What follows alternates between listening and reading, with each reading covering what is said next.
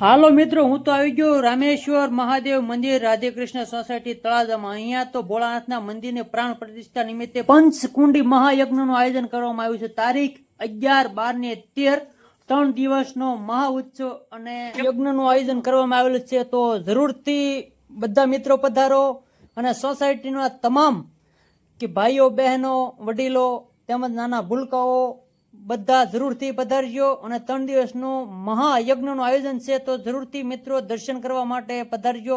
અને હા, 3 દિવસનો રાત્રેનો પણ કાર્યક્રમ રાખેલો, તારીખ 10/5/2024 ના રાત્રે કાર્યક્રમ રાખેલો છે। શ્રી રાધેશ્વર મહિલા મંડળ સત્સંગ 9 વાગ્યે રાત્રે સત્સંગ શરૂ થશે અને તારીખ 11/5/2024 ના રાત્રે 9 વાગ્યે શ્રી રામ દરબાર પાદરગઢવાળા।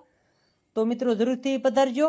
અને હા, ખાસ કે આખ્યાનનું આયોજન કરવામાં આવેલું છે। રામાપીરનું આખ્યાનનું આયોજન તારીખ 12/5/2024 ના રાત્રે 9 વાગ્યે શરૂ થશે। તેમનું નામ સાંભળતા આખ્યાનમાં જોવા પબ્લિક તૂટી પડે છે, પગ મેકવાની જગ્યા નથી રહેતા એવા આપણે લાલુ ભાલ પણ આવવાના છે।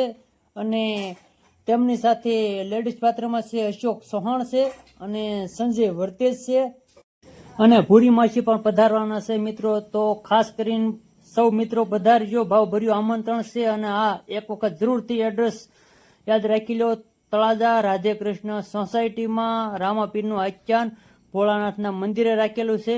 તો મિત્રો જરૂરથી પધારજો અને કોમેન્ટમાં હર હર મહાદેવ લખવાનું ભૂલશો નહીં મિત્રો।